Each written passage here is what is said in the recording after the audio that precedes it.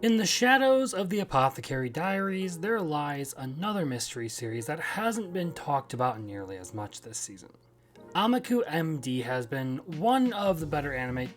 No, well, it's been one of the anime that I've liked quite a bit this season. If you're unfamiliar, Amaku MD is basically House MD, but with small anime waifu who's far less a sociopath. She's in charge of the Department of Investigative Pathology, a branch of the hospital staff specifically dedicated to dealing with complicated cases most people can't seem to diagnose. But Takao Amaku's fascinations don't end there. They basically extend to any problem that proves to be a suitable challenge to her intellect. She's gotten involved in police cases and private investigations as well. Pretty much anything that involves some sort of mysterious medical issue catches her eye. As far as this series goes, it's a solid mystery show if you consider it on the merit of the writing of its actual mysteries alone. In spite of being dramatically overshadowed in its own genre by another particularly popular anime this series, it still presents interesting mysteries that usually span across a handful of episodes. Some of them are just one-offs. Most of them have some very creative twists, like the case of a dead Yakuza member whose blood had turned blue and whose leg had been severed by a singular bite.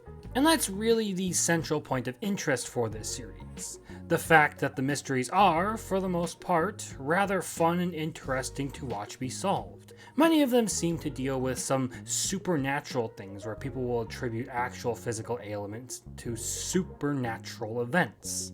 Some of these mysteries even going so far as to loop back around onto previous events in the show. And all of them end up having rather satisfying, even if dark, conclusions.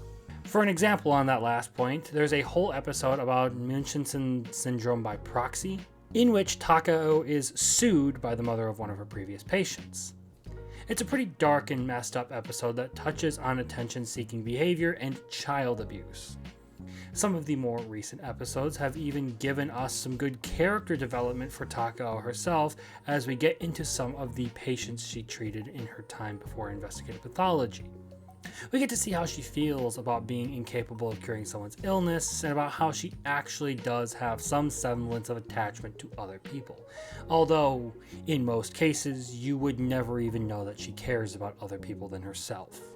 That said, it is a far cry from the most amazing character work, and it's a hard sell when it lives in the shadow of a particularly spectacular mystery series that's airing at the same season, and does all of this except for much better. For as much as I do enjoy this series, its character work has been terribly shallow. Takao herself is pretty simple, and lacks any real amazing qualities.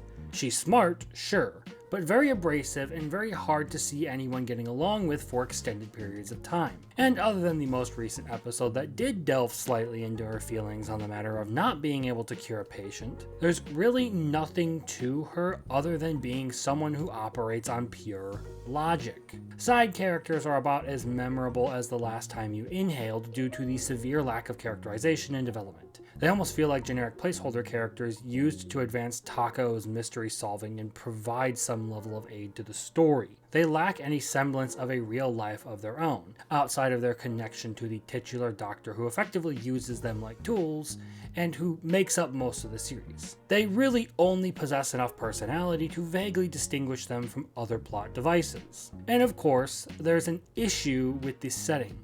In some cases, you may find it hard to justify the series being set in a hospital because on surface level, most of the series happens to be rather disconnected from the hospital. Really, Takao's position as a doctor and her medical knowledge come in handy on a very technical level in the writing that wouldn't logically follow for a character who isn't a doctor. But to the surface level observer, you'd see no connection between the doctor part and the mystery she solved. So you could justifiably say that there is no reason for the doctor part to be in there at all. But in the end, none of that is really the point of the series. This one solely focuses on solving mysteries. So if you happen to enjoy the solving of mysteries simply for that, you'll enjoy this show. However, if you want something with a more compelling story and deeper characters, you'll have to look elsewhere, because 8 episodes in and this series has done relatively nothing to give you a different impression of any of the characters who have been involved, other than Kotori is used for his car, there's one cheery chick whose name I don't remember, and Amaku is smart and has all the logic she needs to solve any mystery with just pure logic and a few facts. So yeah, I enjoy it, but I don't really see much merit other than how well I like the writing of the mysteries.